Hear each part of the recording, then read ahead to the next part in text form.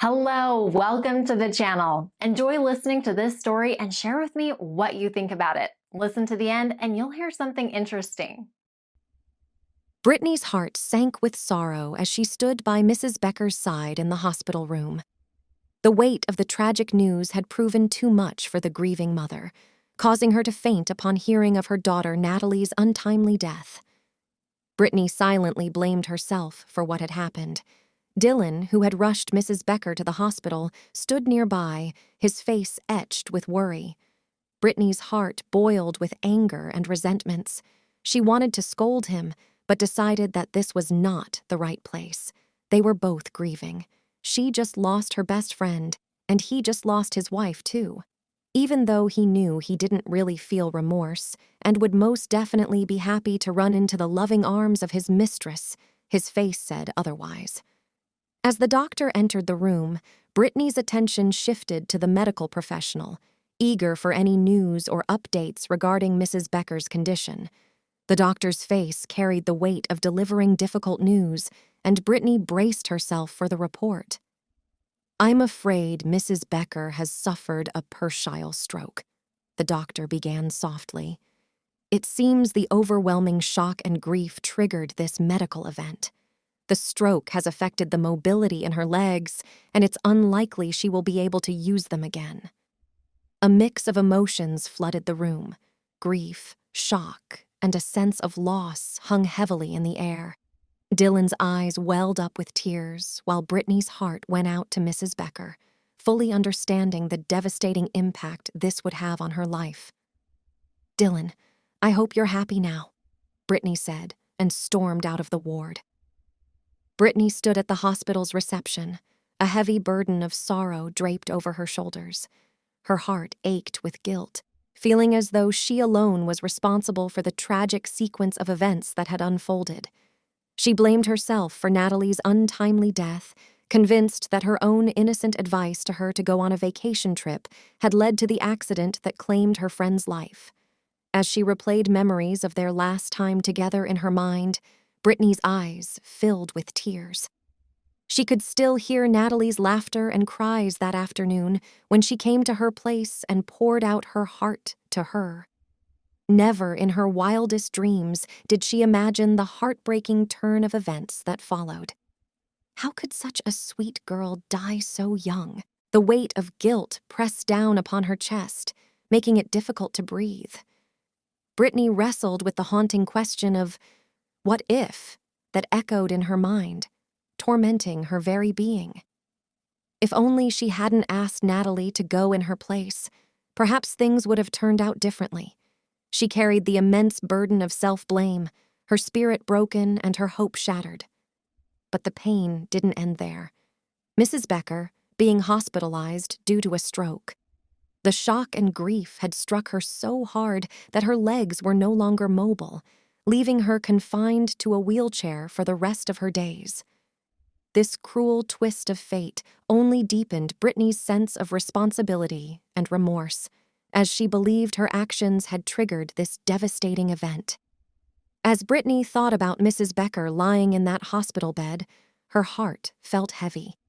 She knew that this mother was not only grappling with the loss of her daughter, but now faced a life-altering condition. Brittany's own pain momentarily took a back seat as she directed her thoughts and energy toward offering solace and support. However, she was going to deal with Dylan, for he was the genesis of the problem. Dylan sat alone in the dimly lit room, his heart shattered into a million fragments of grief. The raw pain of losing his wife, Natalie, engulfed him, consuming every ounce of his being. Memories of their love and laughter flooded his mind, a bittersweet reminder of the happiness they had once shared. He closed his eyes and traveled back in time, reminiscing about the joyful moments they had spent together. He vividly remembered their wedding day, the way Natalie's eyes sparkled with love as she walked down the aisle towards him. Their unbreakable bond and promise of forever seemed infinite in that moment. But every memory was now laced with regret. Dylan's heart ached even more as he realized his grave mistakes. He had betrayed Natalie. It was because of that terrible choice that she had decided to embark on a vacation trip with another man and find solace in the midst of their crumbling marriage. Dylan now carried the searing weight of remorse, knowing that his actions had driven her away, ultimately leading to her untimely death in a tragic accident. As waves of guilt crashed over him, Dylan couldn't help but wonder if things would have turned out differently if he had been faithful, if he had been the partner that Natalie deserved. The overwhelming sorrow mixed with a deep sense of personal responsibility, intertwining into a heavy burden that he alone was forced to bear. However, his sorrow wasn't for long before generously Rita offered herself as his burden lifter. He knew it was wrong, but he didn't have much control over it. "Don't worry, Dylan. I'm sure you are not to blame for what happened. She was cheating on you too, remember?" Rita tried to make him feel better. "But I pushed her to it," he said with a sorrowful voice. "Oh, no, you didn't," she snapped. "There's no way she'll just wake up and decide to elope with another man if she wasn't seeing him before. Trust, she was never a saint." Dylan saw sense in what Rita said. Maybe the accident was a punishment from God upon her for her years of infidelity to him.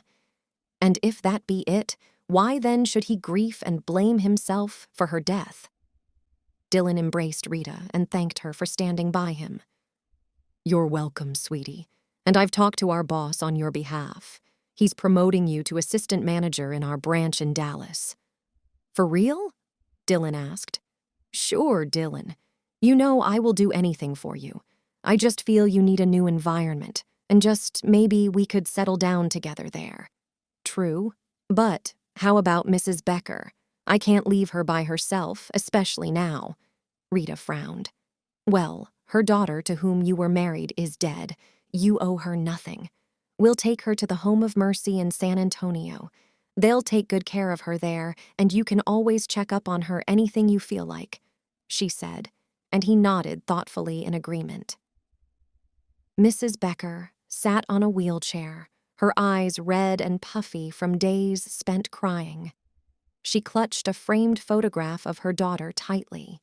The air, once filled with the laughter and love that Natalie brought, now seemed heavy with loss and heartache. Dylan entered the room with a woman by his side. Rita, filled with nervousness and unease, stood close to Dylan, unsure of how she would be received by Natalie's grieving mother. Dylan, in contrast, wore a mask of composure, desperately trying to hide the guilt that ate away at him. "Mrs. Becker, I'd like you to meet Rita," Dylan said softly, his voice calm. "I'm sure you've met her before. She's a friend who has very kindly offered to help me, and she will be taking care of you whenever I'm away." Mrs. Becker looked up at Rita. "You're welcome, my dear. You're truly a friend to Dylan for coming at this difficult time of our lives. Heaven bless you, dear." Rita noted with a smile. A sort of confidence now surged from within as the old woman readily accepted her without questions. Why wouldn't she, when Dylan has always appeared in the light of the best mother-in-law ever? Definitely, she wouldn't suspect that he'll bring home her daughter's replacement just a week after her demise. The next few days went by as Dylan continued with his plans of getting Mrs. Becker to sign her house off to him so he could sell it, and they'll use the money to start off and buy themselves a home in their new location. Rita aimed at gaining her entire trust. She did all the needful for the woman. She played with her and did anything that would excite her and make her heal faster from her daughter's demise. And the trick was working. Mrs. Becker found Rita's presence elating, often making her happy whenever she was around. But at night, and also, each time Rita was not around, she would cry out her eyes. She soon began seeing Natalie in Rita. She acted so sweet, just like her daughter will act towards her. Frustration, however, lurked behind all their moments together. She had nothing to live for. Her only family, her daughter, had left her all alone in the world. The only source of joy she had left was Dylan and Rita that showered her with so much love. "Mama, I'll be taking you for treatment. I spoke with a doctor friend of mine, and he said, "There is a place where you can get special treatment, and in no time you'll be able to use your legs again," Rita told Mrs. Becker one morning when she took her out for a walk. "You think it's really possible?" Mrs. Becker asked casually. "Definitely. I would love to see you on your feet again." "Of what use are my legs to me anyways? I'll soon die, so there's no need." "Don't say that, Mama. You still have many more years to live, if not for anyone else, for my sake," Rita said, pushing forward Mrs. Becker's wheelchair slowly. Mrs. Becker smiled, but did not outrightly accept the offer. Rita was disappointed. She hoped she would agree so they'll just go dump her and get this her nanny work done with already. "Your old hag is proving difficult. I'm tired already," she told Dylan. He had just returned from the office and joined her in the kitchen.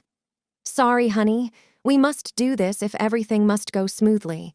The woman is damn too intelligent to be tricked easily." "But for how long are we going to do this? We don't have much time. You're expected to resume at your base in less than 2 weeks. The earlier we get this done with, the better." "It's all right, my love. We'll get it done as soon as possible," he said, and held her by her waist while she leaned on the kitchen sink. "I've missed you." He kissed her softly on her lips. "I understand that you're in need of company," Mrs. Becker's voice thundered from behind them, causing them to be startled. "But why bring another woman into your home barely after a week since your wife died? Have you no respect for her?" She wheeled towards them. "Mama, I thought you were asleep in your room," Rita stammered. Dylan tried to comport himself. "And what are you two talking about? Are you planning on killing me? And you, Dylan, you never told me what happened between you and my daughter that made her run away on a vacation with another man as you claimed," Mrs. Becker said. Dylan was speechless. He knew no explanation would convince the woman if she had indeed heard their conversation. He knew he screwed things up already. The only thing that raised in his mind was how they were going to carry out their plan with this. The old hag knew a whole too much already. His eyes caught the set of knives neatly arranged on the kitchen cabinet.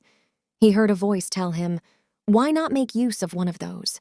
It's just the 3 of you in this house and no third party will know a thing.